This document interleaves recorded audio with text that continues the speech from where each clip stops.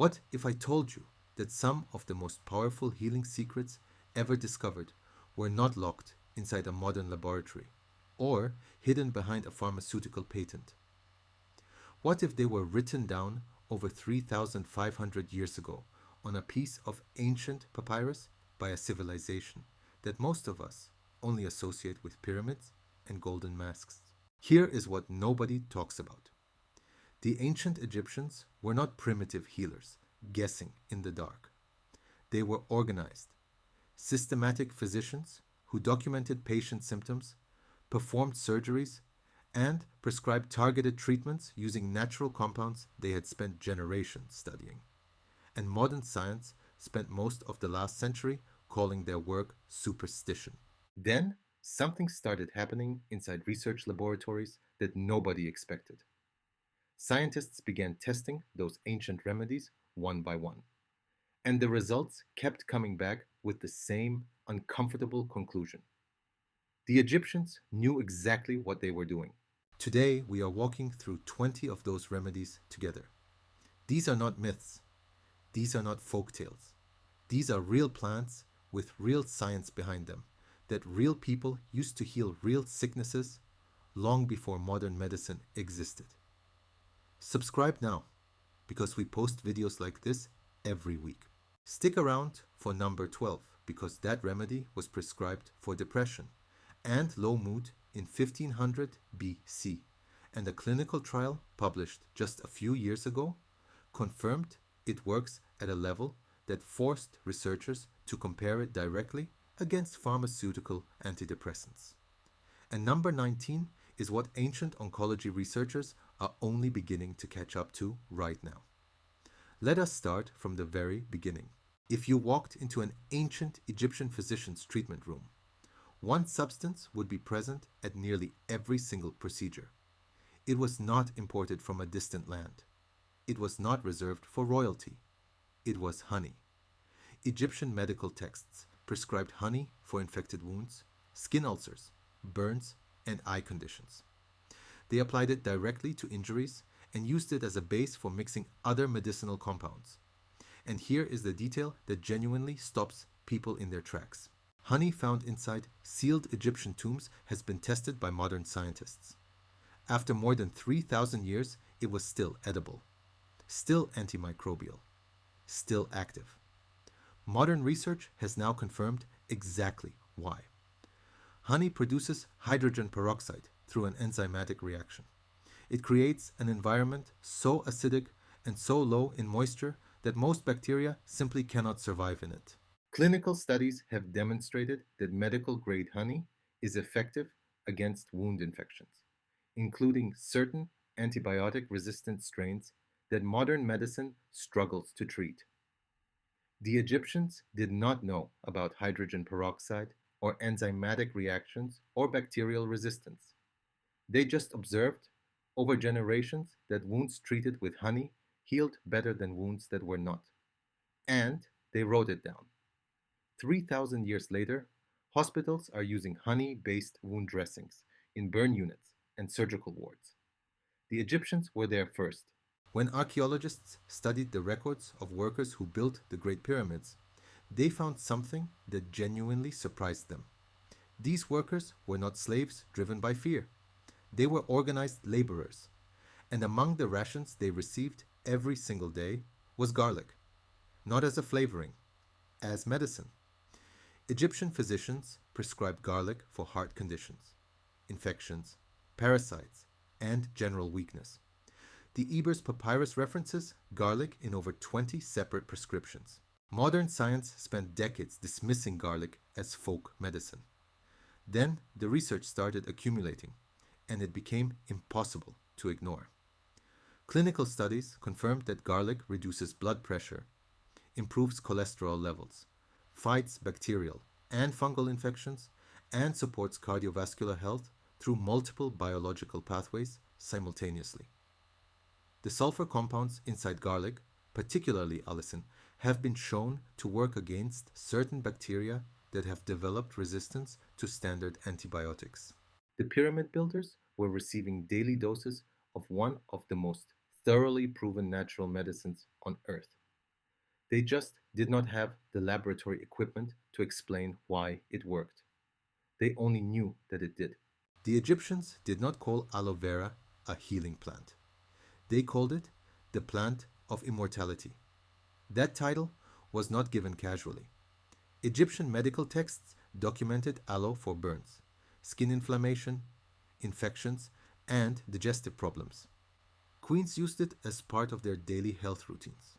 It was incorporated into burial preparations because of its preserving and protective properties. Modern laboratories have since identified over 75 active compounds inside that clear inner gel: vitamins, minerals, enzymes, polysaccharides, anti-inflammatory proteins. Clinical trials have confirmed that aloe speeds wound healing, reduces burn severity, calms digestive inflammation, and supports skin repair in measurable and documented ways. The plant of immortality is sitting on windowsills in homes across the world right now. Most people reach for it occasionally when they burn themselves on a stove. The Egyptians understood it was something far more significant than a burn remedy. They built an entire healing tradition around it. Egyptian physicians prescribed castor oil constantly.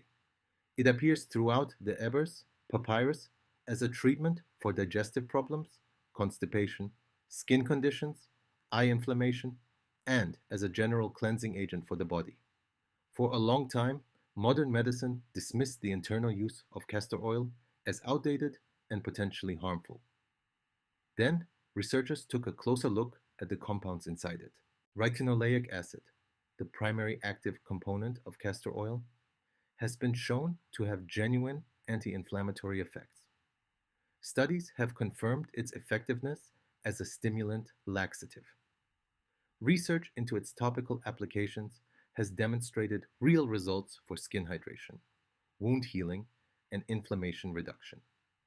Egyptian physicians were prescribing a substance with real biological activity that they had learned to use through thousands of patient observations.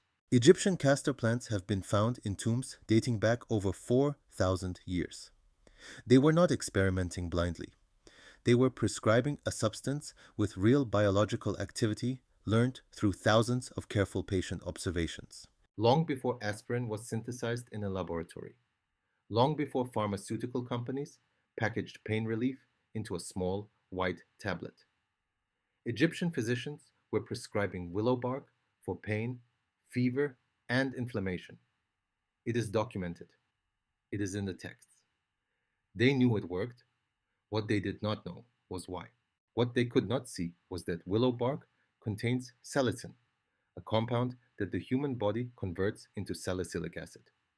The same compound that eventually led chemists in the 1800s to develop aspirin. Modern researchers did not discover pain relief.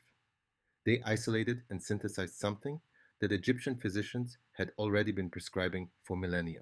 The discovery of aspirin was in many ways simply catching up to what was already written on ancient papyrus. Willow bark is still available today. It is gentler on the stomach than aspirin because the conversion process happens gradually. For anyone dealing with chronic inflammation or mild to moderate pain, the original prescription is still valid. Fenugreek seeds appear repeatedly in Egyptian medical texts for respiratory problems, coughs, bronchitis, fever, and digestive complaints. They were used both internally and as poultices applied to the chest and inflamed areas. Modern research has validated fenugreek in ways that keep expanding. Studies show it has anti-inflammatory effects, supports blood sugar regulation, improves cholesterol levels, and carries genuine respiratory benefits.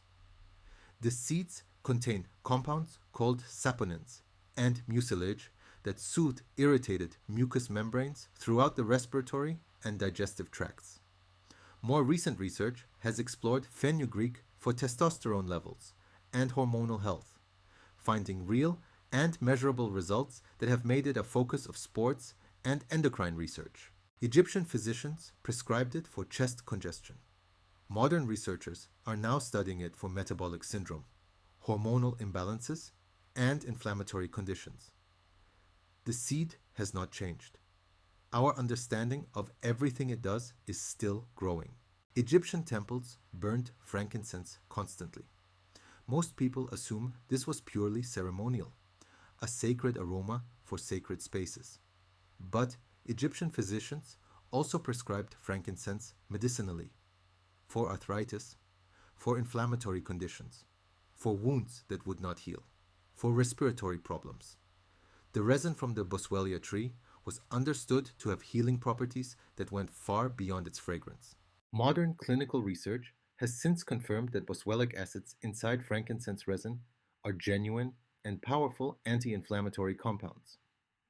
Published peer reviewed studies show measurable improvements in osteoarthritis, rheumatoid arthritis, asthma, and inflammatory bowel disease.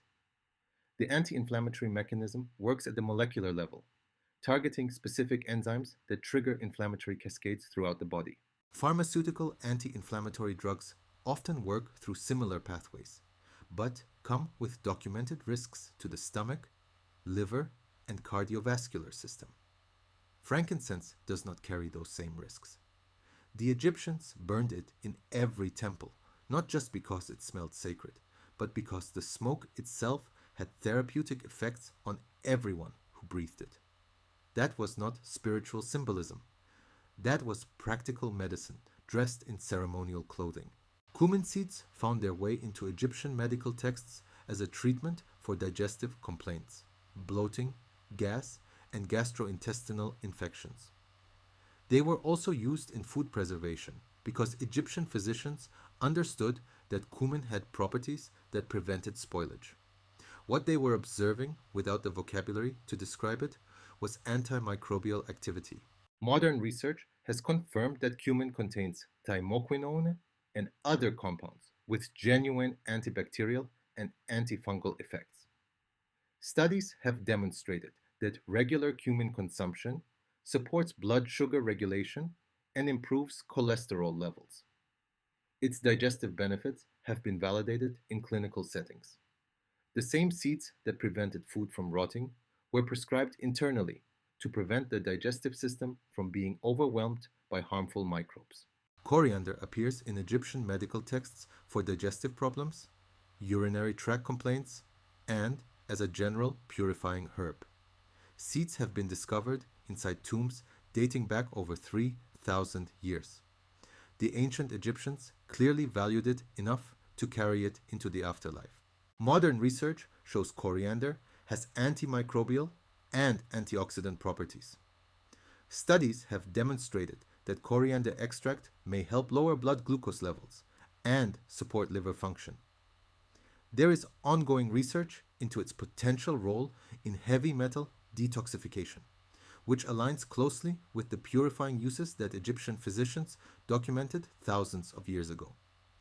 The leaves, seeds, and oil all carry different concentrations of active compounds. Traditional practitioners used the whole plant.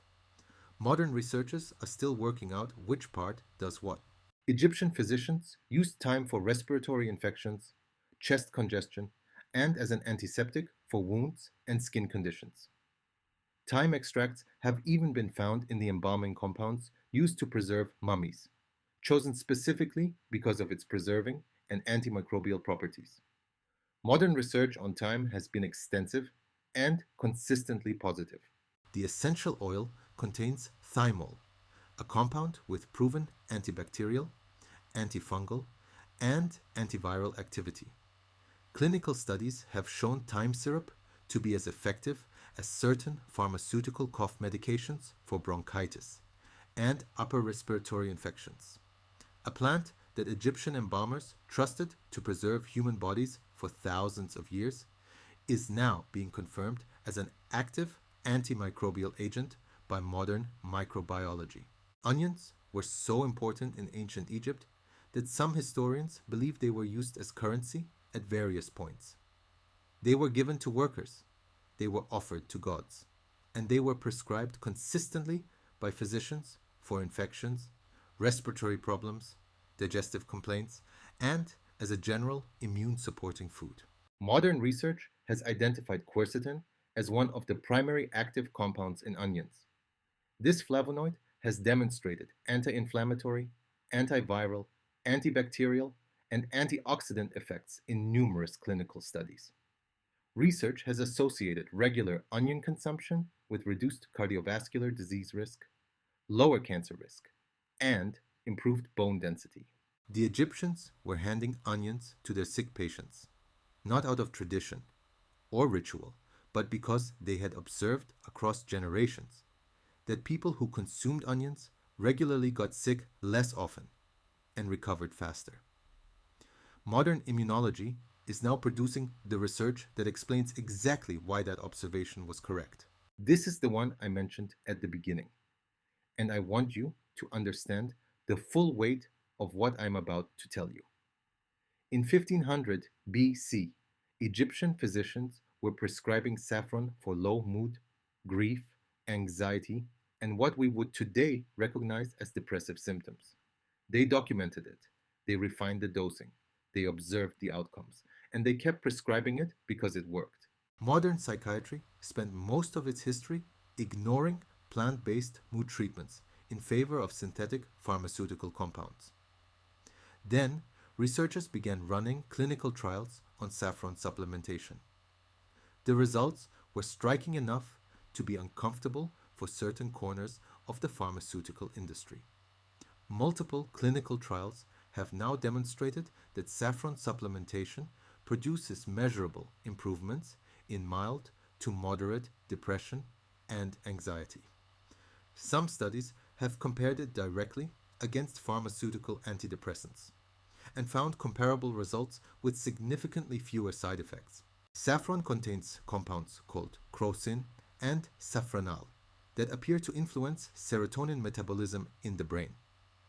The exact mechanism is still being studied, but the outcome, better mood, reduced anxiety, improved emotional stability, is what Egyptian physicians documented 3,500 years ago. They did not know about serotonin or neurotransmitters or receptor sites. They just watched what happened when people took saffron, and they wrote it down carefully enough that we can still read it today. Egyptian physicians prescribed pomegranate root bark specifically for intestinal parasites. This was a targeted, precise prescription for a specific medical problem, not a general wellness recommendation, a treatment for a documented condition. Modern pharmacological research has confirmed that pomegranate contains alkaloids and tannins with genuine antiparasitic properties. The rind and root bark carry the highest concentrations of active compounds and have been shown in studies to be active against certain intestinal parasites and harmful bacteria. Beyond its antiparasitic applications, modern research has confirmed that pomegranate is among the most antioxidant-dense foods ever measured. Its polyphenols support cardiovascular health, reduce inflammation, and show promise in cancer research in ways that Egyptian physicians could not have anticipated but would certainly not have been surprised by. Egyptian embalmers used cedar oil as part of the mummification process. They understood that it preserved tissue and prevented decay. What they were observing, again without the scientific language to describe it, was powerful antimicrobial activity. Modern research has confirmed that cedarwood essential oil contains compounds with genuine antibacterial, antifungal, and insect-repelling properties. Egyptian physicians also used cedar preparations for skin conditions, scalp problems, and respiratory complaints. The fact that mummies preserved with cedar-based compounds have survived intact for thousands of years is one of the most dramatic demonstrations of antimicrobial efficacy in human history. No modern antiseptic has been tested across a 3,000-year time span. Cedar has been, and it passed. This one surprises most people. Egyptian physicians prescribed lettuce for sleep problems, anxiety, and reproductive health. The god Min, associated with fertility and sexuality in Egyptian mythology, was consistently depicted with lettuce growing beside him. This was not random artistic choice. It was medical symbolism. Wild lettuce and certain cultivated varieties contain compounds called lactucarium and sesquiterpene lactones that have mild sedative and analgesic properties. Traditional herbalists across multiple cultures use lettuce preparations for insomnia and pain relief long after Egyptian civilization faded. Modern research has begun exploring these compounds and found real biological activity. Egyptian physicians were prescribing lettuce for sleep and reproductive health 4,000 years ago. Researchers studying natural sedatives and hormonal health are now circling back to the same plant. Once again, the Egyptians were not practicing superstition. They were practicing pharmacology. They just called it something different. Myrrh appears throughout Egyptian medical texts for wound treatment, oral infections, skin conditions, and as a preserving agent in embalming. Egyptian physicians mixed it into preparations applied directly to injuries and used it as a mouthwash for gum disease and oral infections. Its bitter taste was part of the medicine itself, stimulating digestion and working against harmful microbes. Modern research has confirmed genuine antibacterial and antifungal effects from myrrh resin. Studies have demonstrated activity against various bacteria and fungi, including certain strains that show resistance to standard antibiotics. Its anti-inflammatory properties have been validated in clinical settings.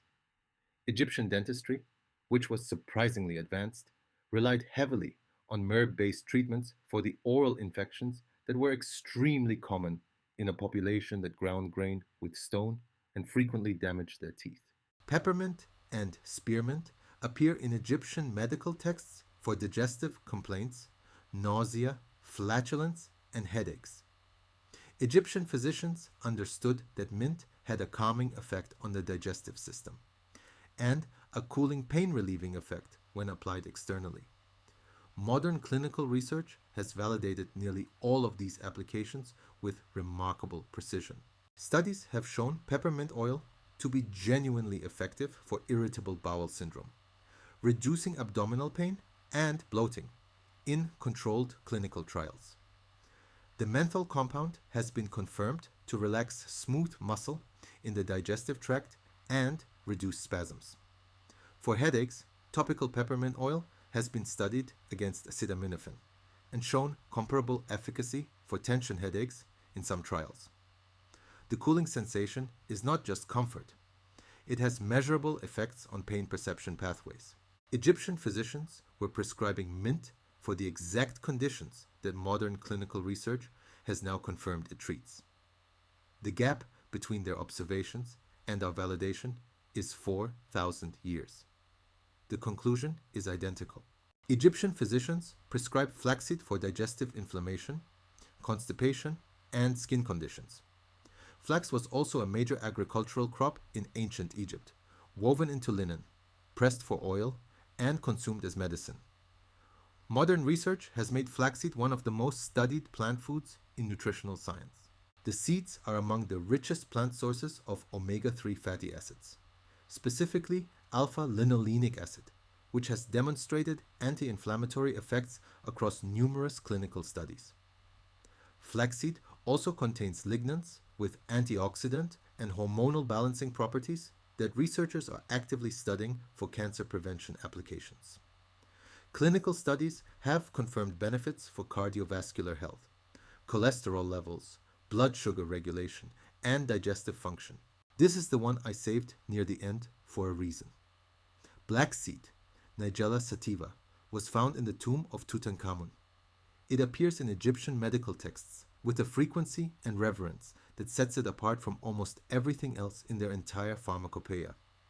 Egyptian physicians prescribed it for respiratory problems, digestive complaints, headaches, infections, and inflammatory conditions.